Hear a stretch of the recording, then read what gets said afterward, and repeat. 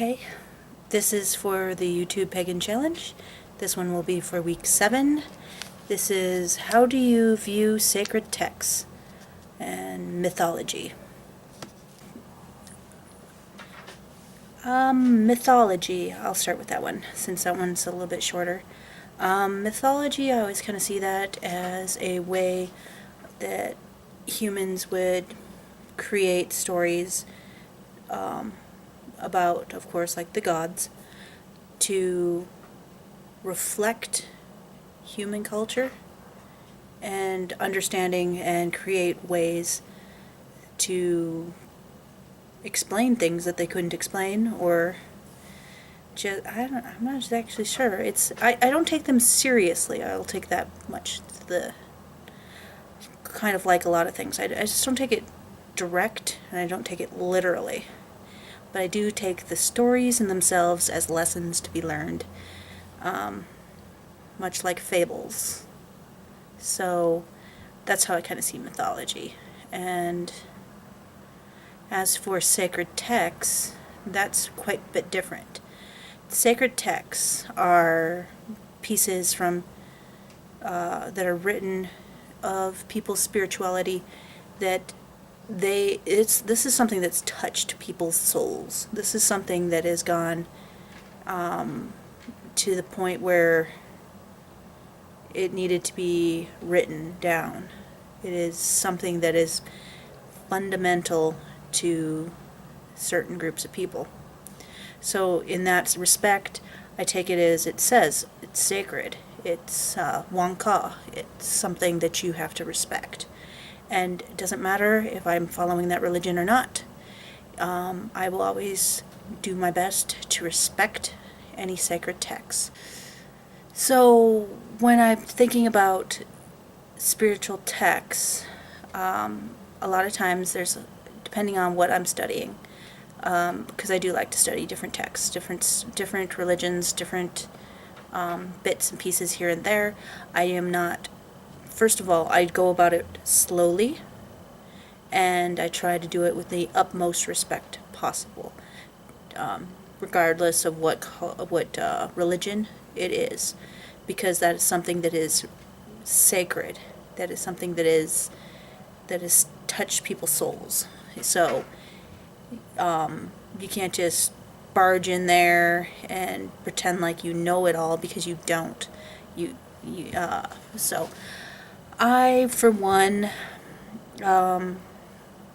like to go through these things, because I'm not trying to be converted into something, because I'm not. I have my path. I like my path.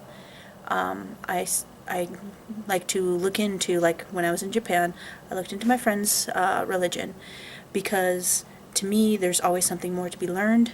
There's always something that you can take out of something, because there's a reason that people follow these religions. There's a reason why these texts are written, because they have a bit in them that is spiritually connected to these people. And if there's quite a few people following these texts, there's surely something that can be sparked into the human mind and into the human soul.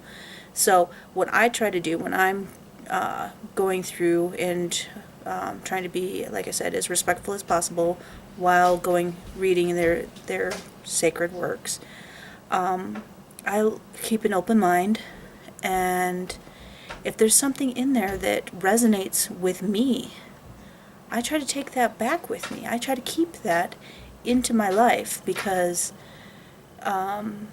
there's no, for myself, personally for myself, I would say that no one has all the answers.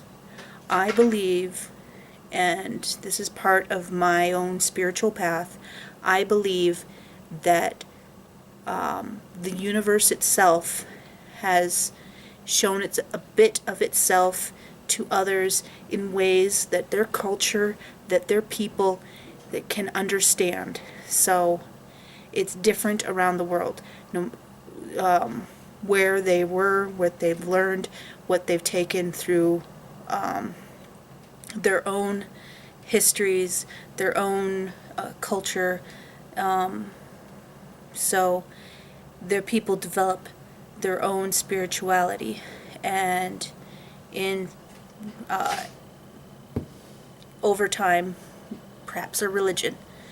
And that itself, to me, is just a part, each part, because I don't believe that everybody can understand the entirety of the universe, be it the gods or singular deity. I don't think humans can truly comprehend the total,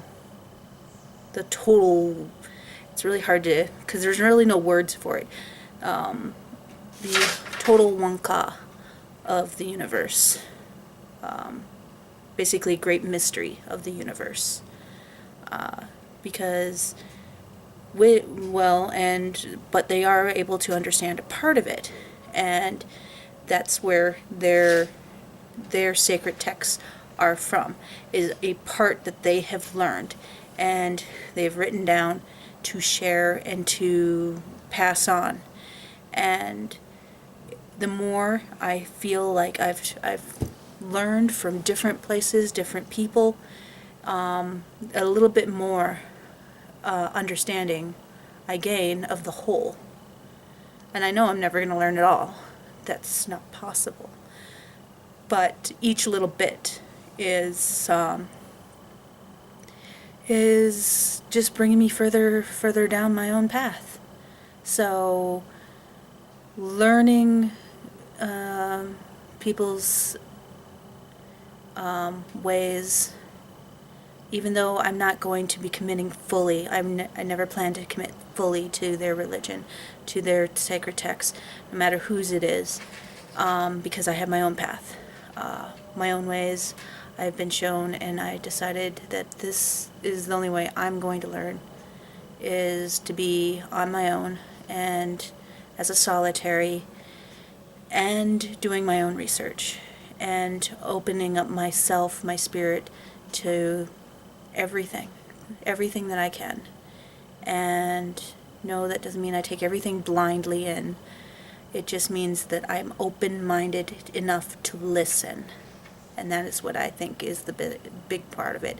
So with sacred texts, that is what would be my view, is that those are a part of deity that's been shown to people. So it's something that must be taken with the utmost respect at all times.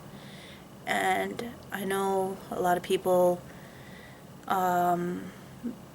clash, especially with pagans to Christians, but even out of Christianity, I can pull things out that I find spiritually serve me. I don't follow Christianity, so I'm not a Christian. I'm not going to plan to be a Christian, so I'm just throwing that out there. Not to offend anybody, but because that's not where my path is going. And the same thing with any of the other religions that I've looked into. And I mean, I've seen quite a few. And though I really did enjoy looking at and going through the temples in Japan, that was wonderful. But I'm not going to be committing to any of those kind of religions, because they are not me. That's not my path. So all I can say is, that's my view, is that it's just a part of the whole. And I hopefully have not offended anybody, because it would be never my intention. So I will see you in my next video. Blessed.